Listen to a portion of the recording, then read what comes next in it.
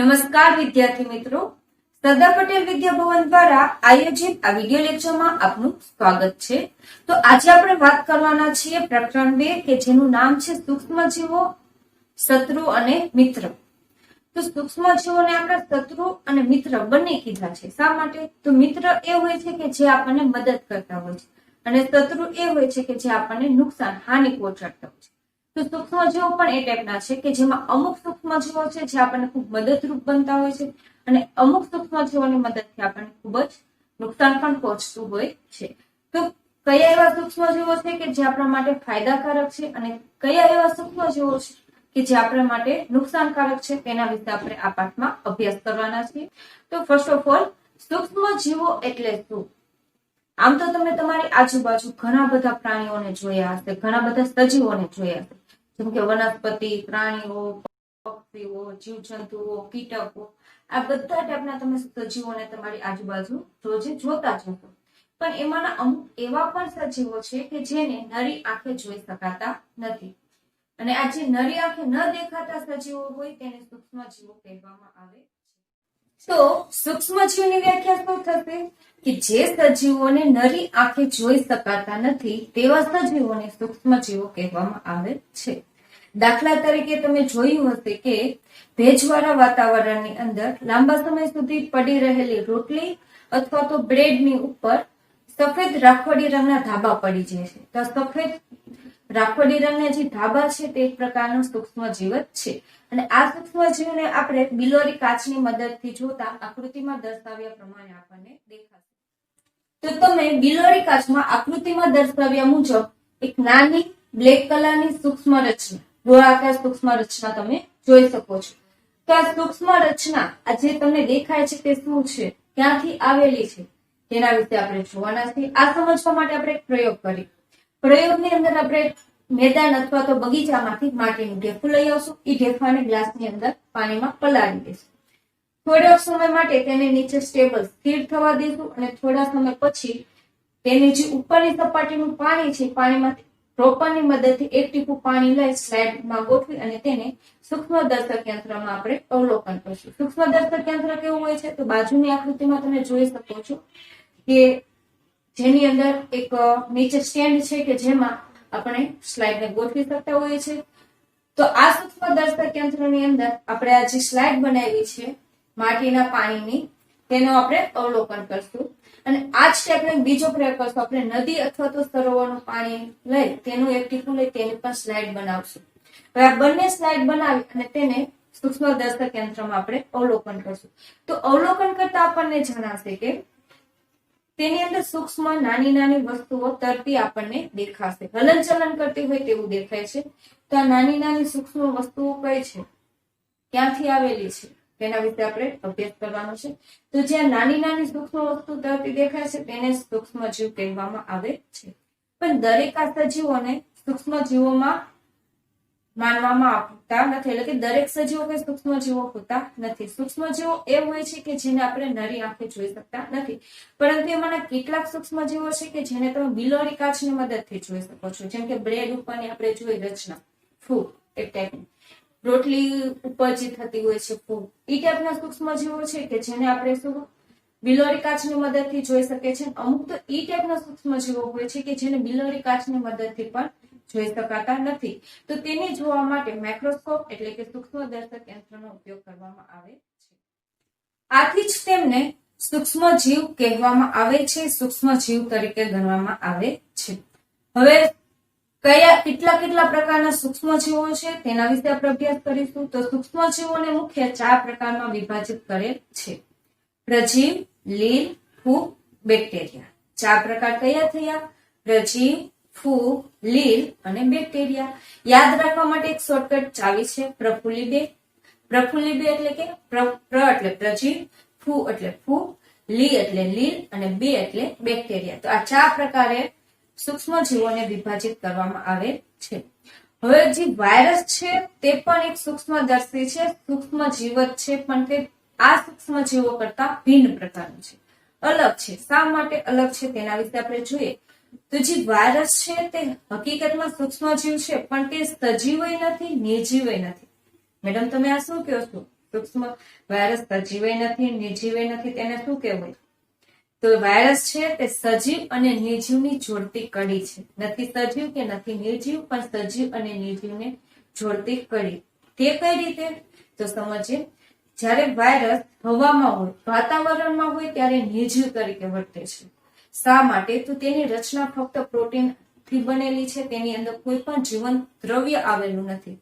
આ જીવંત દ્રવ્ય ન હોવાથી તે જ્યારે વાતાવરણમાં હોય ત્યારે તે નિર્જીવ તરીકે વર્તે છે.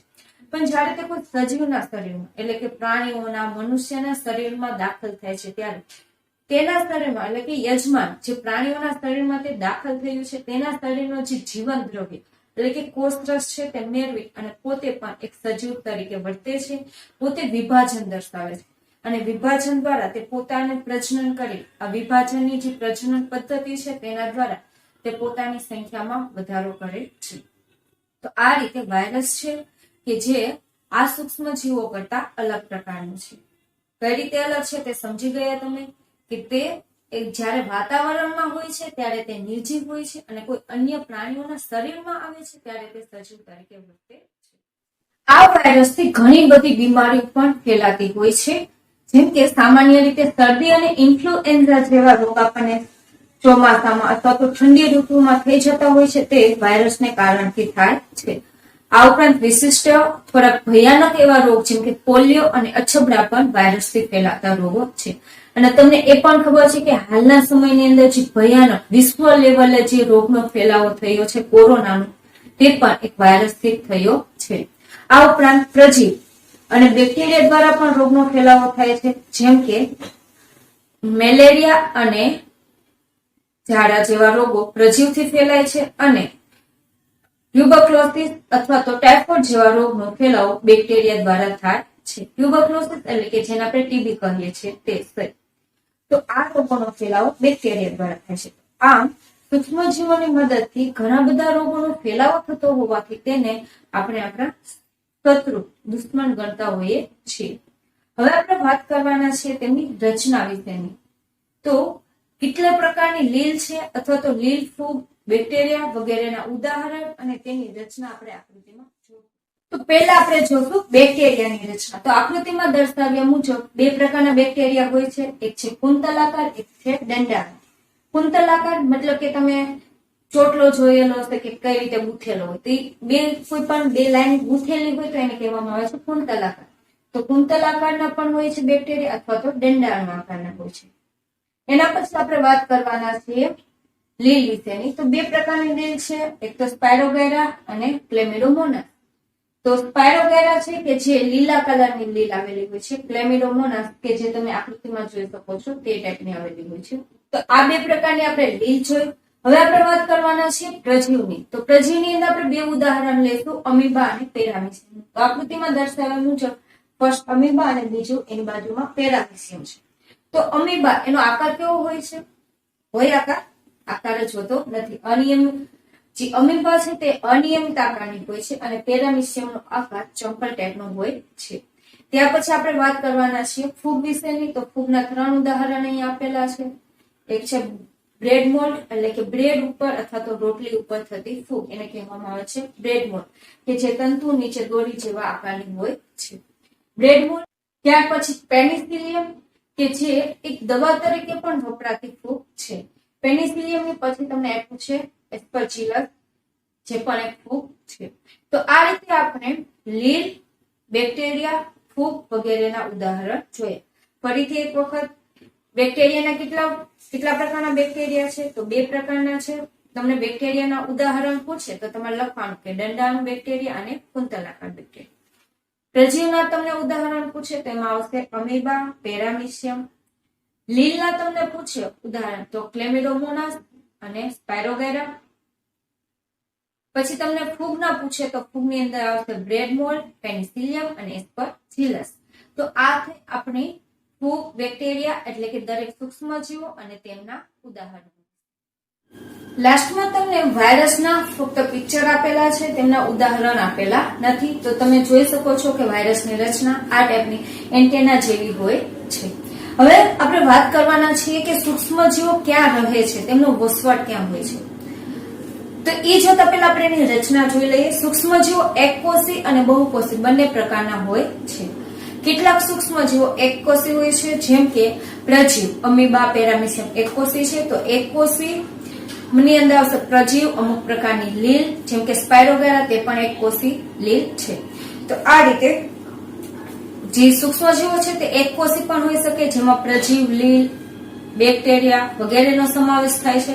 અને અમુક સૂક્ષ્મજીવો જે બહુકોષી હોય છે, જેમ કે કેટલાક પ્રકારની ફૂગ અને સાથે સાથે કેટલાક પ્રકારની લીલ. ઓકે, તો આ એકકોષી અને બહુકોષી બંને પ્રકારના સૂક્ષ્મજીવો હોય છે. ક્યાં રહે છે? તો તે બર્ફીલા ઠંડા પ્રદેશથી લઈને રણ પ્રદેશમાં, એટલે કે તે ઠંડીમાં પણ રહી શકે છે, ગરમીમાં પણ રહી શકે છે. બીજું કે તે પાણીમાં પણ હોય છે, દલદલયુક્ત પ્રદેશમાં પણ હોય છે. એનો મતલબ એવો થયો કે તમે સૂક્ષ્મજીવોને દરેક સ્થાન ઉપર જોઈ શકો છો, તે દરેક જગ્યાએ રહે છે. સૂક્ષ્મજીવો અત્ર તત્ર સર્વત્ર આપણને જોવા મળે છે, મતલબ કે તે દરેક જગ્યાએ હોય છે. સાથે સાથે કેટલાક સૂક્ષ્મજીવો છે જે અન્ય પ્રાણીઓની પર નિર્ભરિત હોય છે, અન્ય પ્રાણીઓની અંદર રહેતા હોય છે, મનુષ્યની અંદર, પક્ષીઓ અથવા તો અન્ય પ્રાણીઓની અંદર. ઓકે, અને કેટલાક સૂક્ષ્મજીવો હોય છે કે જે એકલા રહેતા હોય છે, જેમ કે અમીબા જેવા, કે જેઓ પોતે એકલા રહે છે. અને અમુક જે સજીવો છે, બેક્ટેરિયા, ફૂગ, કે જે પોતે સમૂહમાં વસવાટ કરતા હોય છે. તો આ રીતે આપણે સૂક્ષ્મજીવો છે તે કેટલા પ્રકારના હોય છે, તે આમ તો તેને કેટલા પ્રકાર છે એ તો આપણે પેલી 4 રીતે વર્ગીકૃત કરેલ હતું, પ્રજીવ, લીલ, ફૂગ અને બેક્ટેરિયા. પણ રચનાને આધારે જોઈએ તો 2 પ્રકારના પણ હોઈ શકે, એકકોષી અને બહુકોષી. વસવાટ તો તે દરેક જગ્યાએ, દરિયા, જમીન ઉપર, ગમે તે પાણીમાં પણ હોઈ શકે, જમીનમાં પણ હોઈ શકે, હવામાં પણ હોઈ શકે, ઠંડા પ્રદેશોમાં પણ હોઈ શકે છે, ઉષ્ણ કટિબંધના ગરમ પ્રદેશમાં પણ હોઈ શકે છે, દલદલયુક્ત પ્રદેશમાં પણ હોઈ શકે છે. મતલબ કે આપણને સૂક્ષ્મજીવો દરેક જગ્યાએ જોઈ શકે છે. તેના વસવાટને આધારે જોઈએ તો અમુક સૂક્ષ્મજીવો છે કે જે એકાંતમાં રહેતા હોય છે, એકલા રહેતા હોય છે, અમીબા જેવા સૂક્ષ્મજીવો, ને કેટલાક સૂક્ષ્મજીવો સમૂહમાં વસવાટ કરતા હોય છે, જેમ કે ફૂગ અને બેક્ટેરિયા. તો આ જોઈ સૂક્ષ્મજીવો વિશેની રચના. હવે સૂક્ષ્મજીવો અને આપણા વચ્ચે શું સંબંધ છે તે જોઈએ. તો સૂક્ષ્મજીવો છે જે આપણને ઘણી વખત ખૂબ જ ઉપયોગી બનતા હોય છે, આપણા રોજિંદા જીવન માટે ખૂબ ઉપયોગી હોય છે. જે કેટલાક સૂક્ષ્મજીવો હોય છે જે આપણા માટે હાનિકારક, રોગકારક હોઈ શકે છે, કે જેનાથી આપણને રોગનો ફેલાવો થઈ શકે છે. તો આ સૂક્ષ્મજીવો આપણને મદદરૂપ પણ થાય છે અને કેટલાક સૂક્ષ્મજીવો આપણને નુકસાન પણ કરે છે. તો હવે પછી આપણે ભણવાના છીએ કે કયા પ્રકારના સૂક્ષ્મજીવો આપણને મદદરૂપ થાય છે. હવે આપણે વાત કરીશું ઉપયોગી સૂક્ષ્મજીવો વિશેની. તો આપણા રોજિંદા જીવનમાં અને પર્યાવરણ માટે આ સૂક્ષ્મજીવો ખૂબ જ ઉપયોગી બનતા હોય છે. રોજિંદા જીવનની અંદર મહત્વના મોટાભાગના ખાદ્ય પદાર્થો જેમ કે દહીં, ચીઝ, કેક, બ્રેડ, ઇડલી વગેરે જેવી વસ્તુઓ બનાવવા માટે બેક્ટેરિયાનો ખૂબ ઉપયોગ થાય છે.